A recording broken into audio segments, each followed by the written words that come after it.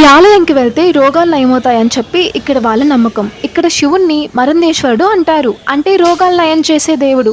Hi అందరికీ. చెన్నైలో ఒక టెంపుల్ ఉంది. అక్కడికి వెళ్తే హెల్త్ ప్రాబ్లమ్స్ అన్నీ కూడా తగ్గుతాయని చెప్పి అంటారు. ఇది నిజమేనా? ఈ రోజు మనం చెన్నైలో ఉన్న పవర్ఫుల్ టెంపుల్ గురించి తెలుసుకుందాం. ఈ టెంపుల్ తిరువెన్మయూర్లో ఉంది. నేనున్న ఏరియా వచ్చేసి సిప్కోట్ సిరిసిరి. అక్కడ నుంచి నియర్లీ ఒక 1 అవర్ పైనే పట్టొచ్చు. అండ్ మాకు మెట్రో ఫెసిలిటీ లేదు, కన్స్ట్రక్షన్ జరుగుతుంది కాబట్టి. అండ్ సిప్కోట్ నుంచి Tidel park to Thiruvanmiyur walkable distance, లేదా బస్ నెంబర్ 3 అవైలబుల్ ఉంటుంది. తిరువెన్మయూర్ డిపో నుంచి వాకబుల్ డిస్టెన్సే అనమాట. టెంపుల్కి అయితే రీచ్ అయినాం. ముందుగా మేము ధ్వజస్తంభ దర్శనం అయితే చేసుకున్నాం. తర్వాత టెంపుల్లోకి స్టార్ట్ అయినాం అనమాట. సో ఈ వే అయితే చాలా బాగుంది, మొక్కలతో దట్టు మెయిన్లీ కొబ్బరి చెట్లు అయితే వావ్ సూపర్గా ఉండే అసలు. అదేంటో కానీ తమిళనాడులో టెంపుల్స్ అన్నీ చాలా బాగుంటాయి. మెయిన్లీ గోపురాలు అండ్ టెంపుల్ హిస్టరీ అయితే చాలా మంది పీపుల్ని అట్రాక్ట్ చేస్తుంది. ఈ టెంపుల్కి ఒక పెద్ద హిస్టరీ ఉంది. ఈరోజు మనము తెలుసుకుందాం.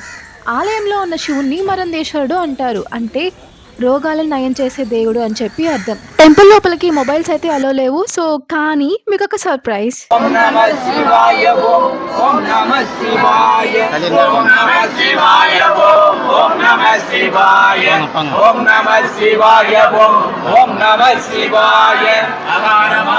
టెంపుల్ లోపల పిక్చర్స్ మాత్రం అలో లేదు, అస్సలు మొబైల్తో అయితే తీయొద్దు.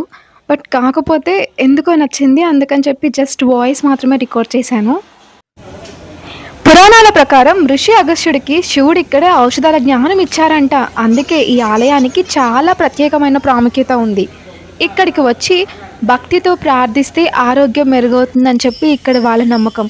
చాలామంది అంటుంటారు కదా, నమ్మకమే సగం బలం అని చెప్పేసి. సో ఇక్కడ చాలా వరకు నమ్ముతారు. ఈ ఆలయాన్ని చోళరాజుల కాలంలో నిర్మించారు. సుమారు 1000 సంవత్సరాల క్రితం టెంపుల్ అంట ఇది. ఈ ఆలయం సముద్రానికి దగ్గరగా ఉంటుంది కాబట్టి అప్పట్లో ఋషులు మహర్షులు ఇక్కడికి వచ్చి ధ్యానం చేసుకునే వాళ్ళంట. చోళరాజుల కాలంలో ఈ ఆలయానికి స్వర్ణయుగం వచ్చిందంట. ద్రావిడ శైలిలో ఆలయాన్ని నిర్మించి గోపురాలు శిల్పాలు అద్భుతంగా తీర్చారు. ఎంతైనా 1000 సంవత్సరాల క్రితం టెంపుల్ అంటే మాటలో అసలు ఎంత అందంగా ఉంది. ఈ పెయింటింగ్స్ చూడండి ఎంత అందంగా ఉన్నాయో. అండ్ అంతేకాకుండా టెంపుల్ ఇన్సైడ్ అయితే వాళ్ళు చేసిన శిల్పాలు మహాద్భుతం అనుకోవచ్చు. బట్ రికార్డింగ్ మాత్రం అక్కడ చేయకూడదు. ఇంకొక ఇంట్రెస్టింగ్ విషయం ఏంటంటే వాల్మీకి మహర్షి ఇక్కడ శివుణ్ణి పూజించారంట. అందుకని చెప్పేసి ఈ ప్రాంతానికి తిరువాల్మకియర్ అనే పేరుండేది. తర్వాత తిరువెన్మయూర్గా మారింది. ఈ ఆలయంలో ఉన్న శివలింగం స్వయంభులింగం అని చెప్తారు. అంటే సహజంగా ఏర్పడిందంట. ఇక్కడికి వచ్చే భక్తులు ఉప్పు మిరియాలు సమర్పించి ప్రార్థిస్తారు. ఇలా చేస్తే ఆరోగ్య సమస్యలు తగ్గుతాయని చెప్పి వీళ్ళ విశ్వాసం. ఇక్కడ ఉన్న అమ్మవారిని త్రిపుర సుందరిగా పూజిస్తారంట. శివుడితో పాటు అమ్మవారి దర్శనం కూడా ఇక్కడ అయిపోతుంది మనకి. 1000 సంవత్సరాల క్రితం మొదలైన భక్తి ఇప్పటికీ కూడా కంటిన్యూ అవుతుంది. ఈ ఆలయంలో ప్రతి మూలలో భక్తి ఉంటుంది. అండ్ చాలామంది భక్తులు వస్తారు శివుడి దర్శనం కోసం. అప్పట్లో టెంపుల్స్ అయితే చాలా అద్భుతంగా కట్టారు కదా. దర్శనం అయిపోయింది సరే అని చెప్పేసి బయటకు వచ్చి మొక్కల దగ్గర కూర్చున్నాం. చాలా పీస్ఫుల్గా ఉంది. అంటారు కదా టెంపుల్లోకి వస్తే అన్నీ మర్చిపోతాం, చాలా పీస్ఫుల్గా ఉంటుందని చెప్పి. మీరు కూడా అబ్జర్వ్ చేయండి.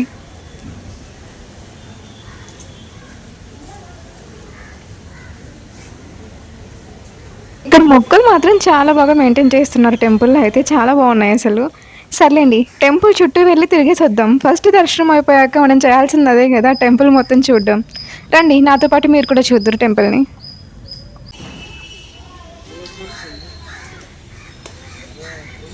The land of temples Tamil Nadu. ఎక్కడ చూసినా టెంపుల్స్ ఉంటాయి. అండ్ ప్రతి టెంపుల్కి పెద్ద హిస్టరీ ఉంటుంది. అండ్ తెలుసుకోవాలి అంటే మనకి చాలా టైం పట్టుద్ది ప్రతి టెంపుల్ గురించి తెలుసుకోవడం అంటే. బట్ డ్యామ్ షూర్ ప్రతి టెంపుల్ని అయితే విజిట్ చేయడానికి ట్రై చేస్తాను ఇక్కడ. ప్రియా ప్రియా కానీ లోపల అది లేదు, ఊడిపోయింది.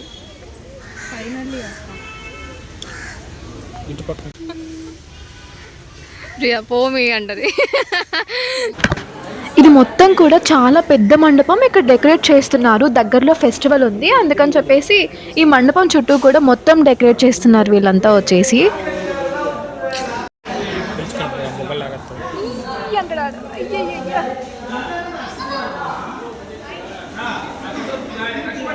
ఇలాంటి మండపాలు చూస్తుంటే అసలు చాలా బాగా అనిపిస్తది. అంటే ఓల్డ్ టైప్ లుక్ ఉంటది గదా! ఇప్పటి టెంపుల్స్‌తో కంపేర్ చేస్తే ఇలాంటి మండపాలు చూసినప్పుడు చాలా మంచిగా అనిపించుండే. ఆహ్, ఐ మీన్ చాలా ఇయర్స్ టెంపుల్స్ కదా ఇవన్నీ కూడా. ఈ కనిపించే బుడ్డోళ్ళైతే హైపర్ యాక్టివ్ అసలు. నేను నా ఫ్రెండ్స్ మొత్తం గూడా వీళ్ళని చూడడానికి టైం మొత్తం సరిపోయింది అక్కడ మండపంలో కూర్చున్నప్పుడైతే. అండ్ దర్శనం అయితే చాలా బాగా అయింది. మీలో ఎవరైనా ఈ టెంపుల్‌ని చూడకపోతే తప్పకుండా రండి. అండ్ చూసిన వాళ్ళ ఎక్స్‌పీరియన్స్‌ని కామెంట్ రూపంలో షేర్ చేయండి. అండ్ ఇప్పుడైతే మేము బ్రాడ్‌వేకెళ్తున్నాం. సో, అక్కడ ఒక చిన్న జ్యువెలరీ షాపింగ్ ఉందనమాట. సో, ఎర్లీ మార్నింగ్ స్టార్ట్ అయిపోయినాం టెంపుల్ దగ్గరికి. ఇక్కడ ఆఫ్టర్‌నూన్‌కి మా దర్శనం మొత్తం అయిపోయింది. సరే అని చెప్పేసి తిరువెన్మయూర్ నుంచి లైక్ మనకి బసెస్ ఉంటాయన్నమాట. అడియార్ నుంచి సౌకర్పేట ఏరియాకి. తిరువెన్మయూర్ నుంచి పాండీకి కూడా ఇక్కడ బసెస్ గానీ, క్యాబ్స్ గానీ ఇవన్నీ అవైలబుల్ ఉంటాయి. సో, ఇక్కడ నుంచే మీరు డైరెక్ట్‌గా బసెస్ తీసుకొని పాండీకి అయితే వెళ్ళిపోవచ్చు. సో, ప్రెజెంట్ మేమైతే సౌకర్పేటకి పోవాలి అని చెప్పేసి ప్లాన్ చేసుకున్నాం. సో, ఇక్కడ నుంచి తిరువెన్మయూర్ డిపోకెళ్ళి ఇంకొంచెం ముందుకెళ్తే అడియార్ రూట్‌లో ఒక ఫస్ట్ స్టాప్ వస్తది. అక్కడ నుంచి మల్టిపుల్ బసెస్ అవైలబుల్ ఉంటాయి మనకి సౌకర్పేటకి. సో, ప్రెజెంట్ అక్కడ బస్ స్టాండ్ మొత్తం గూడా కన్‌స్ట్రక్షన్ జరుగుతాంది. కొంచెం వర్క్ జరుగుతుందనమాట. అందుకని చెప్పేసి పారిస్‌లో దిగేసి అక్కడి నుంచి వాకబుల్ డిస్టెన్స్‌లో మనకి సౌకర్పేట ఏరియా లైక్ షాపింగ్ ఏరియా మొత్తం గూడా ఉంటది. అండ్ సౌకర్పేట ఏరియాలో జ్యువెలరీ అయితే చాలా రీజనబుల్ ప్రైస్. అఫోర్డబుల్ అసలు. సో, మీరు ఎవరైనా ట్రై చేయాలి, కొనుక్కోవాలి అనుకుంటే సౌకర్పేటకి మాత్రం తప్పకుండా పోండి. మంచి మంచి కలెక్షన్స్ ఉంటాయక్కడ. బట్ కొంచెం బార్గెనింగ్ స్కిల్స్ గాని ఉన్నాయంటే ఇంకంతే వర్కౌట్ అసలు. ఫుల్‌గా మస్తు తీసుకోవచ్చు మనం అక్కడ షాపింగ్ అయితే. సరే మరైతే ఉంటాను. మీలో ఎవరికైనా తమిళనాడులో ఈ టెంపుల్ బావుంది, ఎక్స్‌ప్లోర్ చేయండి అని చెప్పి అనిపిస్తే కామెంట్ చేయండి. ఆ టెంపుల్‌కి నెక్స్ట్ టైమ్ విజిట్ చేయడానికి మేము ట్రై చేస్తాం. అండ్ ఇదొచ్చేసి మొత్తం మెరీనా బీచ్ ఏరియా అనమాట. ఈవినింగ్ టైంలో చాలా బావుంటది లైటింగ్స్‌తో ఫుల్ రష్‌తో. సరే మరైతే ఉంటాను. బాయ్.